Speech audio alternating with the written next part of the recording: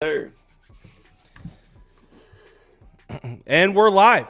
Happy Wednesday to all. Hope you guys are enjoying your week. I certainly am, because I had that on Monday. I don't want to say a scare, because I went 6-4, which is a great night. But I was like, you know what? Maybe the heater's over. And then I swept NBA last night to 3-0 in all three games. So apparently we're still on. It's gonna come crashing down eventually, though, and it's gonna be bad because there's a lot of new viewers that. I want to put a little disclaimer. My goal is always 55%, because I usually stick to around -110 type stuff. So that is my goal. So for the newer viewers, just judging by some of the messages I'm getting in, I don't think they understand that it's not always like this. It's not at all. In fact, I looked. This is the best week I've had. It was August of last summer. During baseball, I had a week like up to this par. So it's going to come down at some point, but it's fun while it lasts. Got Brad Thomas and Matt Modi on. Hey, Matt, I saw your YouTube channel's getting some traction over there. You're low-key sneaking up in the views. Yeah, it's been going pretty well. It's exactly what's happening to you. I also had an absurd hot streak. Like between Friday and Monday, I hit like 12-1 on NBA stuff. And then naturally that just attracts a large group of people. Those people don't understand that a lot of times I try to give out long shots and you hit half and you're profiting. Yesterday I went 2-2 and people were mad, even though we were up 0.3 units. Not like we broke the bank, but we were up. But, that's how it goes. Yeah. So this day in particular, someone asked where Prop Beaver is. He is on the train to New York City. He's going to Knicks Rockets tonight with his friends. So that's where Prop Beaver is. I think he's on New Jersey Transit right now. He's got to be on the train because I feel like he just posted a play too. I mean, he might be posted from the play. He's crazy. He's from the train. He's crazy with that. Yeah, grinding. Yeah, he goes to the bathroom here at work. Goes to the bathroom, and then I'll get a notification. Prop Beaver posted a play. He's sitting on the shitter tweeting out. That's the best time to get into the lab. I don't know what you're talking about. Yeah. So let's get it started. And another disclaimer, today sucks. And we were just talking about this before I go live. This sucks, man. I mean, the Golden State Warriors coach, I think he actually passed away. So that's shitty. Yep. That game got postponed. That was one of the only bets I liked. I liked Jazz. I didn't care how square it was. So we're going to do the best I can, but it's just not a great Wednesday. NBA usually has some solid Wednesdays. Let's get the first one started. Timberwolves plus 11.5. Minus 11.5. Mm-hmm. Pistons plus 11.5. Over 222.5. Under 222.5. All right, and Brad, I know you had said you're on the T-Wolves here, right?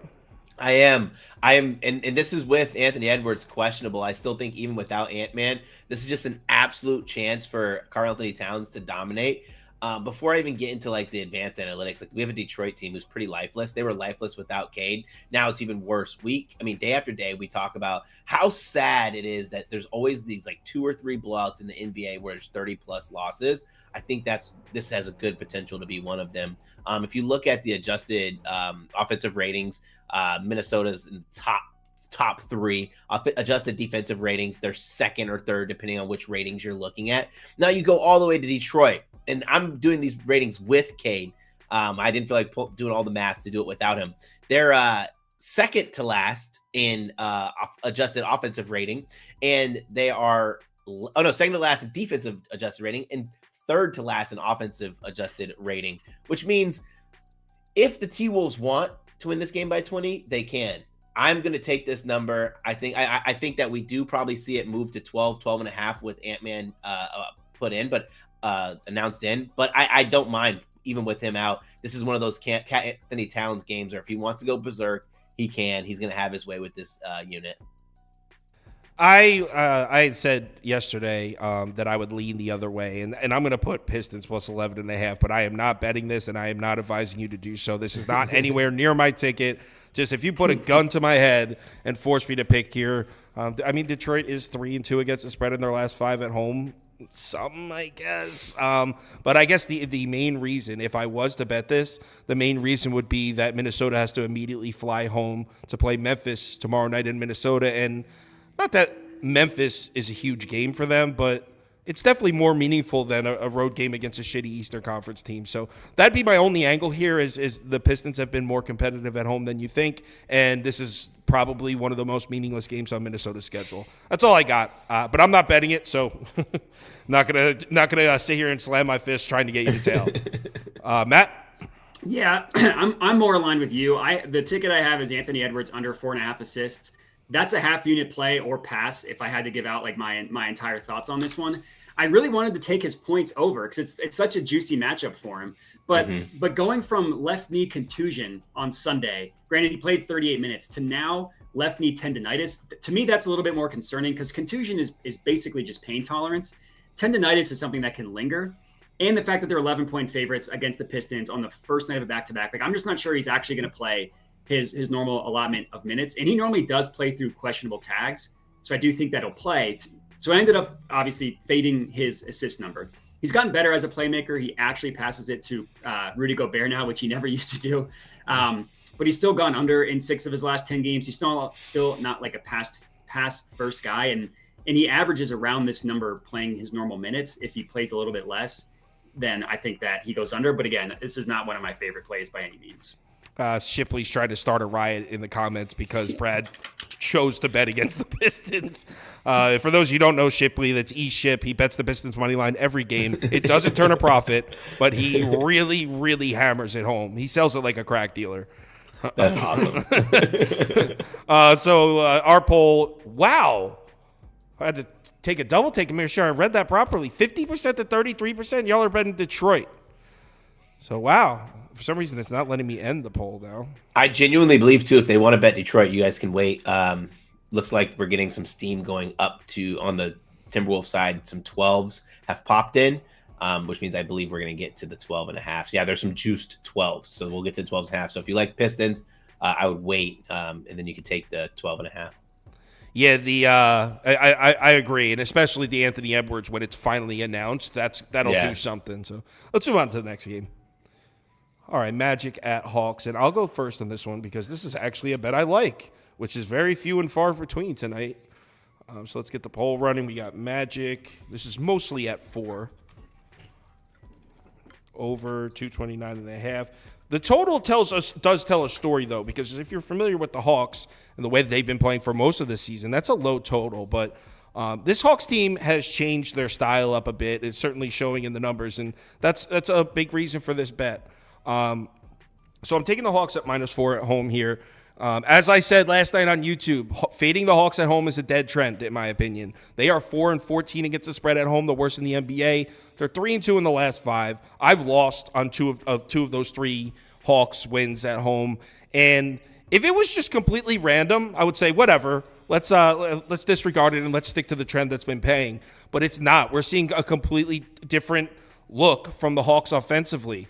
They're attacking the basket. They're not settling for those 26-footers like they were earlier in the season. Hawks are first in free throw rate in the last 10 games. They're attacking the rim. They're getting to the foul line. And the reason, well, first of all, it's working. They look a lot better than they did 2-3 weeks ago. But second of all, that's literally perfect for a matchup against the Magic, who play lockdown defense on the perimeter, a little weaker on the interior. So I know the Hawks are 0-4 against the spread in their last 4 against Orlando. It's a division rivalry, and Orlando always plays these guys tough. I know that, but I love the way this Hawks team is playing right now, and I think the way they're playing right now matches up really well against the Magic. So this is my favorite bet of the night, not because I'm absolutely in love with it, but because the rest is shit. So I like Atlanta, definitely on the Hawks. I got it at 3.5, but I'd still play it at 4. Either you guys? This game's interesting because I'm a Magic fan. Trae Young cooks the Magic, and I just feel like he's in. Last game I faded Trae Young in this situation because it was a good situation for the Magic to stop him, and he cooked us for like 35 points. Game before that he had like a 40 burger, but I just don't feel comfortable taking him as 28. He's shooting a little bit poorly. I do like Paolo Banchero. If you want to get a little spicy, I would just play him at. That's what he's on too. That's what Matt's on too. Yeah, the volume's going to be there. Atlanta, I said this in the last time I faded Atlanta against ball dominant power forwards is, they're really weak. They're really weak in the inside. We're supposed to be Jalen Johnson was supposed to make them more physical, more athletic, but not happening. Right now, if you look at the last 30 days, Atlanta's allowing the most points to the power forward position, which makes me more excited because he's a ball dominant power forward, which means he's going to get high usage. He's in part of my parlay, which I'll talk about the other legs later. It's only a 2-legger now, but it's a 30 burger parlay, and I added him to it. Cool. So he would if you didn't catch what he said in the beginning, Brad said he would lean towards Banchero overs. And Matt has something along those lines also. Let me bring the graphic. Yeah. So I took Banchero 30 plus. It's one of those ones where I love where you can fade the recent results because he's been under this in 4 straight games. He's only been over 20 points in one of those 4. But you got to look at the matchups: Timberwolves, Thunder, Knicks. And the fourth one is the Heat. Like 4 teams that are really good against guarding forwards specifically. Now he has like the polar opposite matchup against the Hawks, a team that he just hung 35 on. And then Franz is still out. We've had a decent sample size with him out. Paolo's usage rate goes from 30 to 34% with him off versus or all in versus off the court. That's the second highest increase on the Magic. And the Hawks just can't cover the forward position. They give up the second most points to power forwards. It's the props.cash calls it the second easiest matchup for power forwards. So yeah, I mean, you kind of said a lot of my logic, but I like Banchero to go off in this one. Cool. Our poll agrees with me. Well, it's actually slightly. There's a lot of people taking the Magic. It's 49% to 41% in favor of the Hawks. So community's pretty split on this one, slightly leaning towards Atlanta. Next game. I think with the Magic, you bet them against them every other game. I think they won their last game. They're 500 since Franz has gone out. Really? And I think they won their last game. Yeah, it genuinely looks like every other. Yeah, game they just beat the Knicks. Yeah. I didn't even know you were an Orlando Magic fan, by the way. Yeah, I'm downtown Orlando. I was a season ticket holder until I had my child, so I didn't feel like renewing. Right. That's cool. Of course, now that they're good is when you don't have your season. Right. And I had a great seat too, like 5 rows up, corner of the court, so I could see everyone come out of the tunnel and everything. Oh, that's cool. Yeah. All right. So Spurs Celtics is up next, and I look, someone in the Discord is really big on the Spurs. It's not someone I even know, but they typed this thing out. They really like the Spurs to cover. I'll put Spurs up, and I told him that I would come back and pick his brain a little more to see if he has an angle I like. There's a chance I might even bet it. Now, keep in mind, for the Celtics, Drew Holiday, Drew Holiday, Derek White, and Kristaps Porzingis are all listed as questionable. And the Celtics have a huge game Friday night on ESPN against the Nuggets. It wouldn't be entirely crazy to see the Celtics rest 1 or even 2 of those guys in preparation for that, especially a home game against the Spurs, maybe the worst team in the Western Conference, not even in their conference. It's one of the more meaningless games on the schedule for Boston. Coming up, a huge game against the defending champs on ESPN. I could see them resting a piece or two. And other than that, there's not really much I like about the Spurs. I will say that they've done a decent job of covering the number on the road, though. They're 4-2 against the spread in their last 6 on the road. So there's that. I'm really nitpicking here. I'm really nitpicking to find angles for you. I don't got much. So I'm leaning Spurs. I might bet it, but it'll be more just doing some gambling than actually finding a sharp angle. I'm guessing you guys don't. Are you guys have something for this game? No, I don't have anything for this game. I understand the Spurs. I was expecting 2 out of the 3 to probably be out with that game coming up. But like, what do we do? Do we like bet Peyton Pritchard? Because let's say we get Derek White or Drew Holiday out, Peyton Pritchard's minutes go up. We get them both out. It's Peyton Pritchard time for real. But no one's hanging good Peyton Pritchard lines at 4:00 in the afternoon. Right. Yeah, and Pritchard. One thing you say about him, he's not scared to shoot, man. When he's out there, he's firing. So, Matt, anything for you? Yeah, I do have a play on this one. Yeah, I didn't want to touch, obviously. I normally would have liked Derek White because that's the kind of the matchup you want to play against the Spurs. But I ended up going with Tatum, 4+ made 3-pointers. 1, 2, multiple of those guys goes out. At least you know Tatum's going to play. He's an Iron Man, and he plays a decent amount. Even with 16-point favorites, he'll play at least the first 3 quarters. And the Spurs defense, like, they're a travesty basically everywhere, and they just don't guard the perimeter. And the only really thing they have going for them is Wemby, but they give up a ton of 3-pointers at the perimeter from the forward position, like the second most to small forwards. Small forwards. 6 of the last 7 have gone over their 3-point prop against the Spurs. And Tatum, good matchup, bad matchup, he'll shoot. He'll shoot a ton. He's averaging basically just about 9 per game in the last 10, taking out that Milwaukee game, obviously, because that was just that game doesn't really count for the Celtics. He only played the first half. But outside of that, Tatum's hit this in 4 of 5 and in 5 of 7, including New Year's Eve. He played the Spurs and he hit 5. He's going to shoot, and probably half of those are going to be wide open based on the way the Spurs play defense. So It was plus 155 when I got it. I thought that was a good dart throw for the plus 150. It's not one of your favorites, though. No. I mean, I could say that about like all of them. right. That's how I feel. Yeah. I'm reading the comments. There's people that like the Spurs here. Corey Moss says, different team, different situation. You guys got to understand that Spurs covered tonight. Stephen Hairston likes the Spurs full first half and full game. There's a lot of people like the Spurs tonight. All right. I mean, maybe I will throw a few dollars on this. I don't know. So, and our poll goes to the Spurs. 50% to 36% Spurs win. Wow. So let's move on to the next one. Or cover? Spurs win the poll. Cover. Okay. Yeah. No, I don't think they're that crazy, but don't underestimate the guys in these comments. Heat at Raps, and I mean, I kind of got stuck on this one a little bit, but I'm sticking to my guns. So real quick, when 224.5, the poll's running. So there's the downside of doing what I do is when you have a lot of people following the bets you put out, you have to be really careful about switching after you've already posted. Because I posted my ticket at 11 o'clock this morning, and I posted Raptors plus 2.5, and I'm going to put Raptors up here. That's still the way I'd go.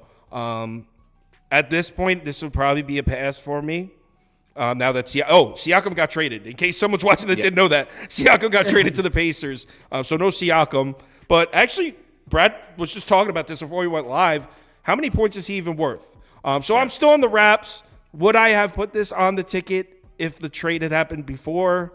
Probably not, but I'm going to ride it out and roll with the Raps, who, by the way, have been good. They're 5-2-1 against the spread in their last 8. They're just 3-5, so they've been flying under the radar, but they've been covering. And their 2 losses, they lost to the Jazz in Utah, who they beat anybody. They beat the all-star team right now. The Jazz in Utah are that good. And then their other loss was against Boston, and they were getting 7 points. They're down 9 with 17 seconds left with the ball, and they dribbled it out. So we could have they were down 9. I get why they did it, but as someone who was holding a Raptors plus 7 ticket, I was like, go!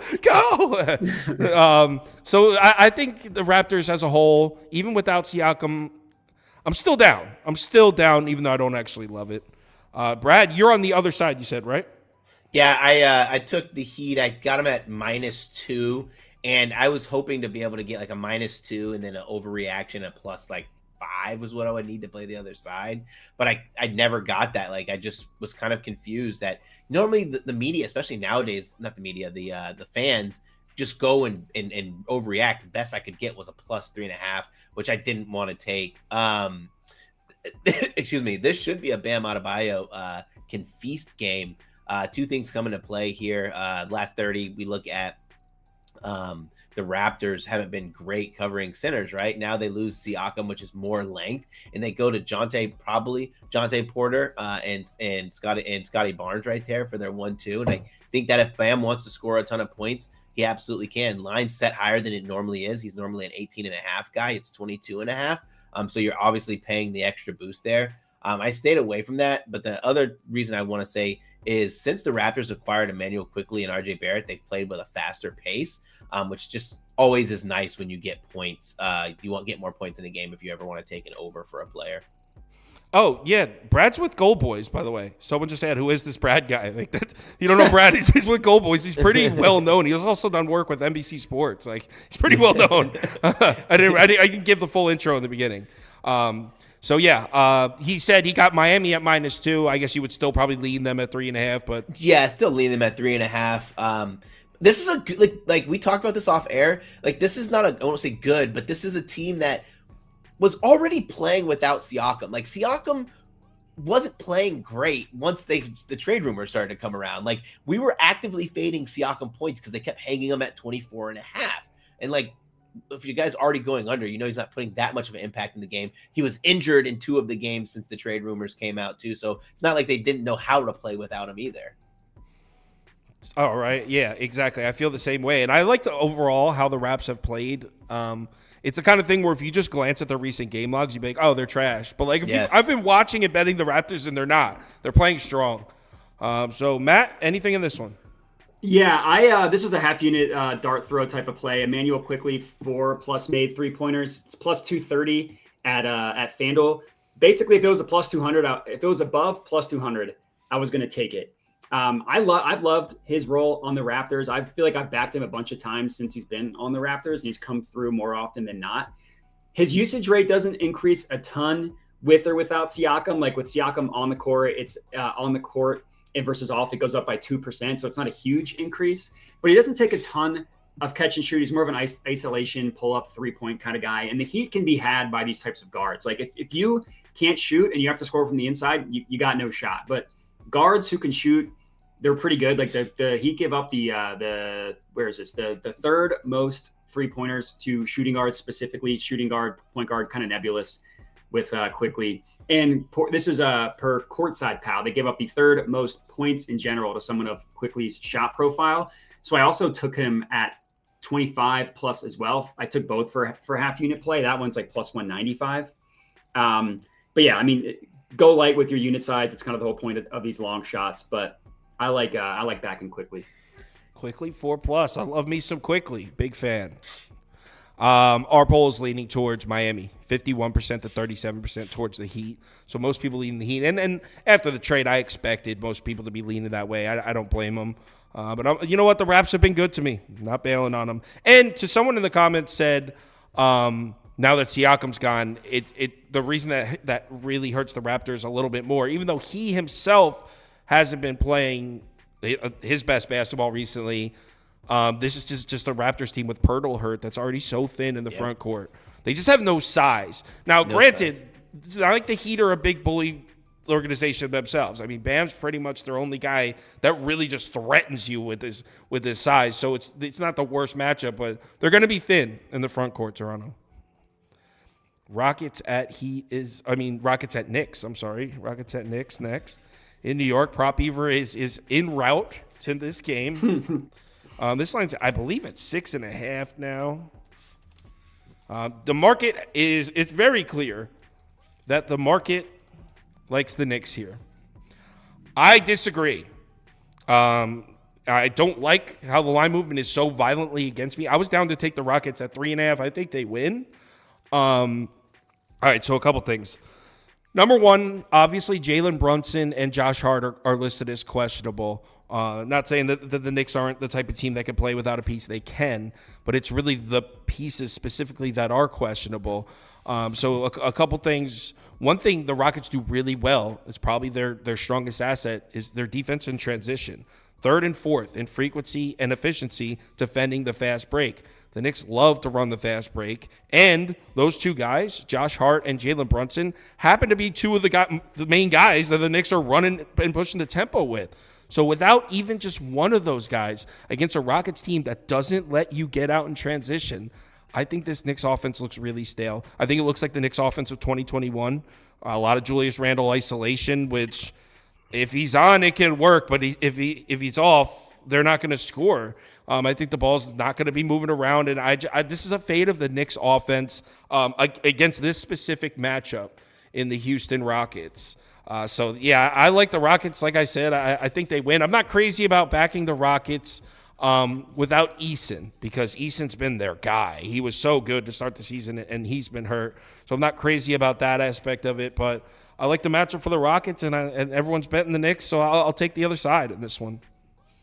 You guys like anything? This game, I'm going to end up pulling the trigger. I was waiting. I wanted to see how could I pull the trigger on this bet with or without the news where it would still be effective. I'm going to take Dante DiVincenzo over 3.5 made threes is plus 170. I was going to go ahead and be brave and take 20 plus points. He scored 15 against the Magic, still took 8 threes against the Magic, and the Magic, their main objective defensively on the perimeter is not to allow shooters to shoot threes, and he still was able to get 8 of them off. In games before that, he took like 11 and 10. So if what makes this also really nice is they allow, this is off the top of my head because I don't have the notes in front of me, I think it's the 4th most threes allowed to the shooting guard position is who the Rockets. So it's a good opportunity, especially I think it's one of those that he can still hit with either or both of those guys out. But if they're out, then I think that the 20 burger is something that you should look at with at plus 550. Those odds are really nice. Imagine if he makes 4 threes or 5 threes, he's already at 12 or 15 points. You just need him to get a couple of those slashes. He's really good on the back cuts. Yeah, I love DiVincenzo, and I didn't watch a ton of him. I actually didn't really watch him play much until last year with Golden State. He got limited minutes, and I liked what I saw there. I like DiVincenzo. I'm happy to have him on the Knicks. Not tonight. I'm a Magic fan. Someone asked who's my team. I'm a Magic fan, but I've been a Magic fan my whole life, so I am not biased towards that team whatsoever. My wallet has no loyalty. Yeah, same. I'm the same way. As you can see, I am a Knicks fan with a big Houston +6 graphic under my face right now. Matt, anything here? Yeah, this is more of a lean. It's just to give something out. I have Fred VanVleet under 8.5 assists. It's a smaller. I would only put like a half unit on that. It's at -115, I believe. Last I checked at DraftKings. This is closer to a pass than a play that I'm super passionate about. But the Knicks defense, the 11th in terms of defensive net rating. They've gotten better since the OG trade. He's a great guard defender. Not that he'll always be matched up against Fred VanVleet. But if you look at the assists that they've given up to point guards in the past 10 games or so, they've been given like a ton of assists to point guards. But on the year, the 10th fewest assists per game to someone that have Fred VanVleet's playmaking style. So to me, that's more of an outlier than anything. So it's more so just kind of fading recent results for this one. VanVleet's gone under in 6 of his last 10 games. Not that those trends mean a ton, but yeah, that's where I went with, again, more of a pass / lean than anything. Gotcha. Can I ask a question? Mm-hmm. I know you're on his under assist, but would you take under 16.5 points? He's been staying under a lot, not shooting as much, and it's a pretty tough matchup in this situation as well. I didn't look at his points. Just off the top of my head, I probably would. Same kind of with the same logic, just a tough defense for the Knicks. The Knicks defense under Thibodeau has always been good on the perimeter. Well, actually, this year it's like a little down, but I'm assuming it's only been half a season. I'm not going to let that disrupt what we've seen from Thibodeau his tenure with the Knicks. The Knicks are like top 3 perimeter defense almost every single year. It's got to be a Thibodeau thing because the Bulls were the same way back in the day. Yeah, Bulls, and they generally play pretty slow under Tibbs too, so it's always good to take it under anything involving Tibbs. Well, I mean, 217.5 in 2024 NBA. It's the low total. Yeah. All right, so our poll's all over the Rockets, which is not what I was expecting. But you know what? I bet you a lot of people watched my YouTube video last night, and I'm like 29-6 in my last 35 NBA bets. So a lot of people might just be trying to ride the wave here. Well, I love it. We're gonna crash eventually. Let's move on to the next one. Bucks at Cavs. I'm actually tailing some guys from the Discord here. Both JBY and Bama Boy said they like the Cavs. Both have been hitting at a pretty high rate. I said I was undecided, and I'm down to ride. So let me get the poll running. The poll running here, under 236.5. And I'll put Cavs up +4 for me. Don't really have a crazy angle that I like, other than the Bucks are just 1-4 straight up in their last 5 trips to Cleveland. This is a division rivalry, and Cleveland gets the best of Cleveland gets the best of them in their home building, or at least they have in their last 5. They're 4-1 against the Bucks. And another thing is, I feel like we're always getting Cleveland at a good price recently because everyone just looks at the injury report and like, fade them, they're really hurt. But they're playing well. In fact, I didn't look at it in the last couple of days, but as of like 4 or 5 days ago when I did a video on this, Cleveland actually had a better record without Garland and Mobley than they did with them. Just shows you that this is a team sport, and a lot of times in any sport, the public or the betting public harps in on a star player and you can get a good price. So I like the idea of taking Cleveland at home +4 against a team they always seem to beat at home. I think there's good value, but mostly this is just tailing a couple guys I trust. This isn't my play. I'm tailing them. Anything for you? Yeah, I'm on. Yeah, this is the other leg of my parlay for the 30 burger parlay, but I also took his base points, and that's Damian Lillard over 23.5 points. It only got moved up one point, I believe, here, so you're still good to take it at the 23.5. I think that's what I sent over too. First, we talk about, if you want to look at the last 30 days, 9th most points allowed to the point guard position. If you look at the full season, 10th most points, which I love to see the correlation there. And why is that? Defensively, they're a team that, they kind of want to lock down the paint. They'll let guys shoot threes. It's only 14th most, 10th most threes allowed. But if you look at dunks and threes, I don't know if anybody looks at those ratings and shot distribution. It's the highest shot distribution they have in comparison, or the worst rating in comparison to short range at the rim or 3-pointers, which means they're more than happy to have you try to beat them by chucking threes than beating them at the rim, which is really nice because we have Damian Lillard, who has never seen a 3-point shot that he doesn't like. No, he has not. That's for sure. Someone just said in the comments that Hard Rock Sportsbooks offered an odds boost on the Heat to beat the Raptors. Slam your whole 401k on Raptors money line. I think that's an interesting thing that you said right there with Hard Rock. I think they're a little less malicious with their boost because they're just catering to their new audience. Me living here in Florida, they boost Orlando Magic and Miami Heat like once a week, alternating between the two. And not like other books where they're like, oh, the boost is such a jinx, but they just literally don't care. Like I think one time they were like all three Miami teams to win, and it was like the worst bet ever. For the most part, those are like they're just marketing. But yeah, there's been some, like the one that always sticks out in my brain was the one last season NFL. It was Justin Herbert. Justin Herbert. I knew exactly what you were going to say. Me and Prop Beaver we did a Broncos Chargers video. So we knew. We were like, guys, he's not going to throw a touchdown pass. Yeah. And everyone was like, it's rigged. And it's like, well, a simple Google search of the Broncos defense would tell you that they've let up one touchdown pass in 6 weeks. Oh, man. So some of it, they have an angle. And it's still like they're giving you like what is perceived as good value, but it might not be. But not always. You have to look into each play. You can find some good ones, but not every single one. Yeah, and then always do the math. Like, exactly, how much extra value are you getting added? That's like the most. Yeah, that's crazy that I brought that up and you both said Justin Herbert. Like you both knew exactly what I was talking about. Justin Herbert versus the Broncos last season. That was crazy. All right, Matt Modi, you have the mic. Yes, thank you. I love that Dame one. I took that personally. It's not one of my official plays. My official play is Donovan Mitchell over 33.5 points. I think this one actually moved against me, and you can get a better number or a similar number at 32.5. This is probably the squarest play on the board, and it's like everybody's going to be on this one. I'm guessing. I haven't actually seen a ton of people on it. I just know because of the matchup and because it's Donovan Mitchell. But it's been tried and true all year. Take your guards against the Bucks. Technically, Mitchell is listed as the shooting guard. He runs the point. Like he has the highest usage rate on the team. He's the one bringing the ball up and down the floor. And the Bucks give up literally the most points per game to point guards in the NBA, and the fourth most over the past month. That's what happens when you take Drew Holiday and replace him with Damian Lillard. Yeah, you'll get the Dame time game-winning threes against the Kings, but your perimeter defense is going to be significantly worse. And we have a lot of sample size with all the injuries with the Cavs, and Mitchell just shoots a ton.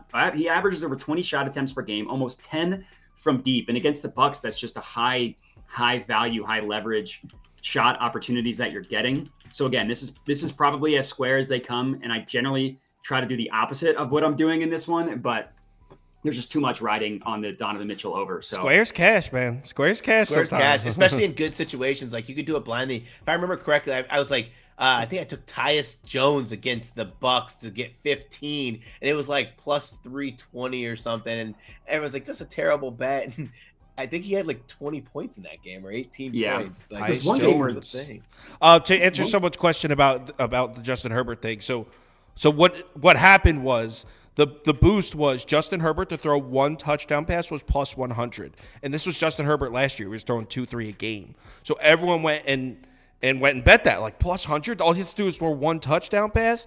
But me and Prop Beaver, and I'm assuming everyone who was doing research on the NFL, the Broncos, they were playing Denver. The Broncos had allowed one touchdown pass combined in 6 games, or 6 weeks. It was 5 games. So nobody was throwing touchdowns on the Broncos, but obviously everyone flooded in. He didn't throw a touchdown pass, and then everyone hopped on Twitter. It was like, this is rigged. It's rigged. I bet Justin Herbert, he doesn't throw a touchdown pass. But it's like, dude, nobody's throwing touchdown passes on the Broncos. A simple Google search. So that was what I meant by that. Anyway, next game. Hornets at Pelicans. This one's at 11.5 or 12. Oh, I'm sorry. So Cavs won the poll. 54% to 38%, leaning towards Cleveland there for the group. Let's move on to Hornets at Pelicans. And I apologize if you're a Hornets fan for the slander in last night's video. I didn't mean to make fun of you guys. I was laughing at the trends. I wasn't laughing at your struggle. Okay, I'm starting to laugh again. I wasn't laughing at you guys struggling. It's just some of the trends for the Hornets on the road are like 4-16 against the spread, and then I pulled up the splits with LaMelo Ball on and off the court, and it's not that different, unfortunately. But the thing is, with this Hornets team, it's not just LaMelo Ball. They got injuries everywhere. There's no Gordon Hayward. There's no Mark Williams. Even those other two – let me pull out the injury reports to see if there's been any update. But those other two role players that they like off the bench, McGowan's and Brandon Miller, both still questionable. If Hayward, Miller, and McGowan's are all out, I mean, there's going to be – Cody Martin starting on the team. So I'm going to put Pelicans minus 12 up. A couple people in the Discord like the Hornets here. I completely disagree. I didn't put this on the ticket, but I honestly might bet this. The Pelicans aren't the best team to bet at home, but I think the Hornets are that bad. And I think even with LaMelo Ball, I would still have the Hornets down there with Detroit, San Antonio, Portland. I still think even with LaMelo Ball, with the current injuries, they're still one of the worst teams in the NBA. So I'll ride with the Pelicans. Didn't bet it yet. Might later. Whatever. Use your judgment on this one. Either you guys? I do. So I'll let you take it. I pass on this. Okay. Yeah, this actually is one of my favorite plays that I gave out. Really, this game. Yeah, well, I love the player props. Right. I took Zion 25 plus points. With all the injuries and most especially Mark Williams, they just can't guard the paint. Like someone like Zion, who basically only scores at the rim, layup, dunk, tip in. That's 90 whatever percent of his makes. The Hornets are giving up the second most points per game to someone with that shooting profile. Only the Spurs are worse. And as you mentioned, the Spurs are bad basically everywhere. Even though technically Valanciunas is the starting center, he's back to the basket. He scores via jumpers, mid-range stuff like that. Not like Zion, who just attacks the paint. And Zion has been playing well. Granted, it's one of those things where he scored 30 points in 2 straight games. I generally try to bet the opposite of that, but similar to the Donovan Mitchell one with this matchup, I just couldn't do it. And prior to that, he'd gone under in 3 of 4 games. So it's not like he's just been totally smoking this over. So it's plus 150 odds for Zion to score 25 plus points in a really, really juicy matchup. It's something that he's done in 2 straight games. I'll back Zion when he's hot. So that's what I got. I wanted to bring something else up that I forgot to mention, but it's easier if I just show you. A couple big mismatches here. And I talked about this on YouTube, but if you look right at the 2 bottom rows of this is the last 10 games, turnover rate and free throw rate. Look at the Pelicans defensively and the Hornets offensively. The Hornets might take less than 10 free throws as a team tonight, and the Pelicans have been forcing a lot of turnovers, so it's just another big mismatch. Yeah, I would go Pellies or pass here next game. No, not Nebraska. I like Creighton. As a dog tonight. This is not a college basketball show. Mavs at Lakers. You guys got anything here? I want to bet this one, and I'm leaning Lakers, but I don't even know, man. With Luka questionable. I don't know. I would probably I feel like this is a good, what's his name, Derek Jones night if they give you options to bet him because we have no Josh Green, no Luka. Obviously, they're no Luka. That's official. No, I'm saying if Luka's out. If Luka's out. If Luka's out, it would be a Derek Jones night. But I just don't want to even play in that well. I got lucky to bet. I bet Josh Green with Luka out, and I was like, oh yeah, high usage, and he covered with a minute left to go, and I was like, yeah, never again. Do you know what this reminds me of? Kinda. It reminds me of, and you guys probably remember that. If I want to say it was a weekend, 2 weeks ago, maybe the Lakers Clippers game, and the way both teams had been trending head into that game, it was no brainer Clippers. Bet the Clippers. This isn't even a thought, and the Lakers won that game. And that's what it feels like a little bit here because, to me, if you look at the Mavs' recent success on the road, they've been good as hell on the road. They're the most profitable road team in the NBA. They're at 6-3 against the spread in their last 9 on the road. They're 12-7 against the spread in the season on the road. Literally the best road team in the NBA. Getting 4 against a Lakers team that's been bad at home. So it feels like that Clippers game where it's oh my God, Lakers have been terrible. Fade the Clippers. And you know what? Lakers win outright. And that's just what it feels like. It just feels like this is a Lakers spot to me. And I know that doesn't make a ton of sense coming off the win over Oklahoma City. But I think the Lakers get it done. And I didn't put it on my ticket. It's not part of the bets I gave out. But just personally, I may bet this Lakers -4 just to have something in this game, because obviously we're all going to be watching this game. It's on ABC. It's Lakers Mavs, especially if Luka plays. So That's the way I'd go. But it's me doing a little bit of gambling here. Matt? Yeah, I mean, he's questionable, but if Luka plays, I like him to score 35 plus. At least he's been upgraded. He's missed 3 games. The first 2, he was just straight ruled out. Last game, he was listed as doubtful, but ended up not playing. Now he's listed as questionable. And it's just such a smash spot if he ends up playing. The Lakers cannot guard guards. They give up the second most points per game to point guards and the third most made 3-pointers to guards as well.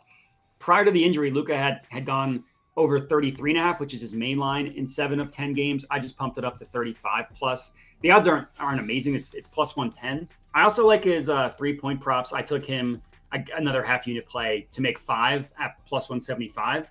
It's if he plays, I think he's going to be healthy enough to play not more than 20 minutes, and it's such a smash spot against the Lakers. And then if he gets ruled out, it'll just get refunded. So we're good there.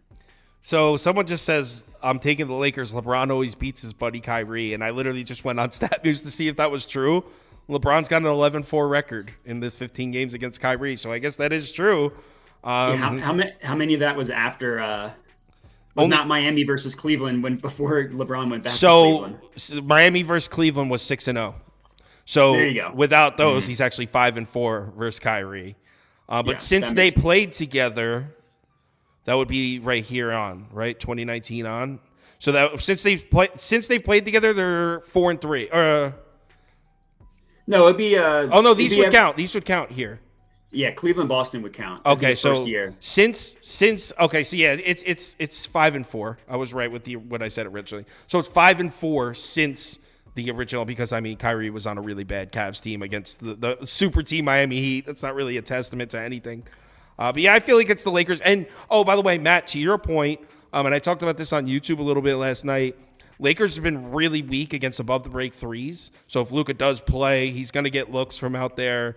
And that's what worries me the most about the Lakers is the Mavs have so many shooters that, you know how many times I've faded the Mavs and watched Maxi Kleber just butcher me, just like who is this guy? Peja Stoyachev, you know what I mean? Maxi Kleber, and another one is Niang. Niang. Jordan Niang, yeah. He's one of those guys that just shows up when you just don't need him to show up. And so with the Lakers that have been struggling against the perimeter above the break three, Luka 35 plus does sound appetizing if he plays. But I'm on the Lake Show, baby.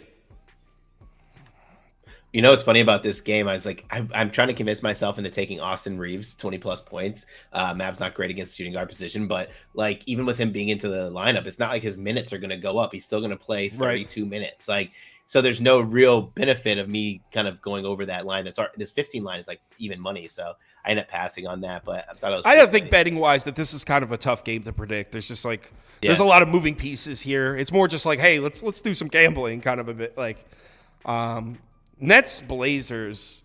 I mean, you guys already know where I'm at. I've been auto fading the Nets for quite some time now, and my bank account's very happy with me for making that decision. They started off, in case you haven't been following the NBA this year, they started off as the hottest team in the NBA against the spread. They were cover machines for the first chunk of this season. The first, I think it's 23 games, they had the best record against the spread. They were the most profitable team. Since then, they've been the least profitable team, even less than the Hawks. So, yeah, Portland plus 6.5, blind faded the Nets. Didn't actually put it on my ticket because Portland does have some injuries. Probably I'll bet it later. The game doesn't start till 10. So this is one of those where, depending on how my night's going, around 9:30, I'll be in the Discord. Hey, what are you guys doing? Portland? Sounds good. So it's not really one of my bets that I like, but this is definitely the side I'd be on here. Matt?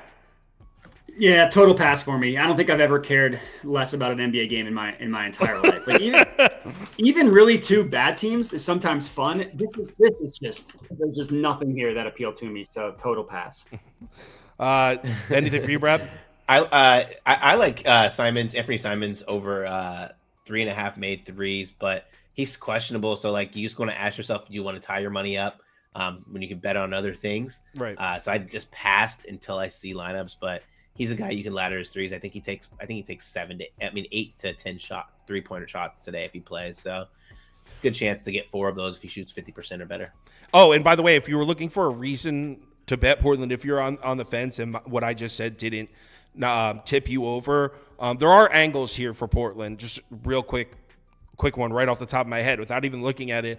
I know that the weakness of this Blazers team is on the interior. They don't have a presence. Even when Ayton's on the floor, they really don't have a presence on the defensive interior. But they actually are a pesky defensive team out on the perimeter. They force a lot of turnovers. They have a tendency, it's been a little streaky, but they have a tendency to defend the three-point shot pretty well. And if you aren't familiar with this Nets offense, they are so reliant on jump shooters.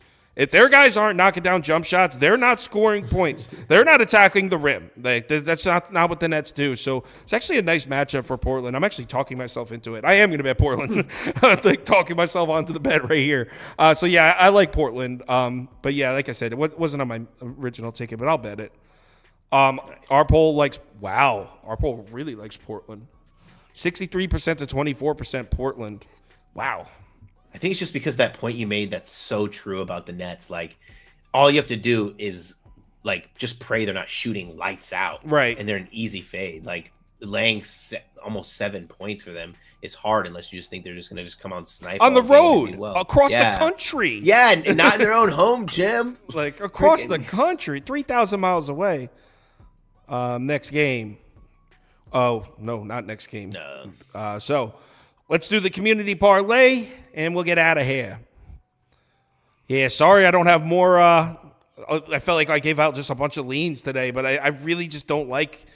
I don't want to ruin the heater forcing anything. So didn't see a ton I liked today, but all right. So first off, Pistons did win the poll. Please do not vote for the Pistons money line for the community parlay, guys. Please have some decency. Don't listen to Shipley. Don't listen to Shipley in the comment. Wow, Spurs money line is also in there. And then Heat money line. Don't listen to Shipley in the comments. He's trying to con you. I've never heard that kind of smack talk before. The guy said, Portland drinks loser juice. Is that like an IPA? Some IPA guy just blocked you. Yeah, seriously. Is that an IPA? I was trying to think, like, what do the hipsters out there in Portland drink? I thought he was trying to like diss Portland, saying like they're losers, but like drinks loser juice was new to me. Yeah, I've never heard that one. So it looks like the first one is going to be the Miami Heat money line. First leg, Miami Heat money line, and you know what? With the trade, I'm not even mad at that one, even though I happen to be on the where the heck's whoops, wrong one. Even though I happen to be on the other side, I don't. The injured star theory is so scary though in the NBA. Like one of their star players is out, the other team always is like, oh, this is gonna be a cakewalk, and then end up losing. The other team takes the foot off the gas a little, and the rest of the teammates on the star players team take it more seriously. Exactly. The Ben Simmons Ewing theory, or Bill Simmons Ewing theory. Oh yeah, that the Knicks were a better team without him. Yep. Yeah. Rockets money line, Cavs. Our poll voted for a lot of dogs here. So we got Rockets money line in here, Cavs money line in here, Pelly's money line, and then did they just vote Lakers? They voted Mavericks, didn't they? What did they vote? I don't remember. Yeah, Mavs won that poll. So Mavs money line. A lot of dogs, but we'll see if anybody make the final parlay.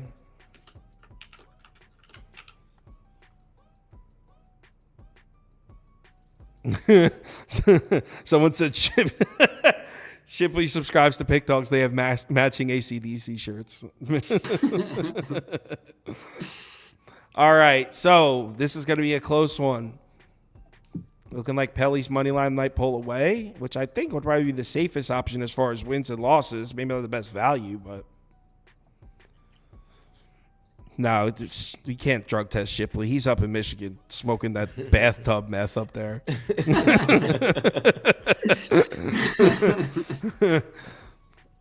All right, and poll, and the winner is Pelly's. So second leg, it's Heat money line, Pelly's money line. And the second place finishers were Cavs and Hawks. So if you like the Cavs or Hawks, you will get another chance to vote for them. So then let's move on to the third poll, which is there's 10 games tonight, so there should only be 2 more. Technically 9 now. Oh, there's 9. All right, so you know what? This will be the last poll, and the top 2 finishers will get it. So we have Blazers money line, Cavs money line, and then what was the other one? I forgot. Hawks. Hawks, yeah. So the top 2 out of these 3, the top 2 are getting in because the other 2 were second place finishers. So Blazers, Cavs, Hawks, 2 out of those 3 are getting in. Cast your votes. Ty G's asked the probability Luka plays today. I don't think anyone can really say for sure. The line sitting at Lakers -4 would indicate probably towards no. But I'd be lying if I said I had any idea. Yeah, that's where I'm at. We could probably end this now because it's Cavs and Hawks. Nobody's voting for Blazers. So Cavs and Hawks. All right. So I got the odds. If you give me 1 second. Okay, so it's Cavaliers money line, Hawks money line. Bet looks like it's best offered at plus 653 on ESPN Bet. Ooh, some nice value here. Well, when I say value, I mean a nice payout. How about that? So we got Heat money line, Pelicans money line, Cavs money line, Hawks money line, community parlay plus 653. Not the best basketball night, but a nice plus 653 community parlay hit would make it nice. Everyone, thanks for watching. There was over 1,000 people in here. Really appreciate it. So tonight I'll be uploading tomorrow's stuff for NBA college basketball. Tomorrow we're going to do a combined show with college basketball and NBA because there's only 5 NBA games, but there's also like 4 or 5 college basketball games that are decent. So we're going to do a combined show, and then Friday will be the big NBA show with Jay Briggs and all that. So everyone, thanks for watching. Have a great night. Remember to bet responsibly, and I'll see you tomorrow.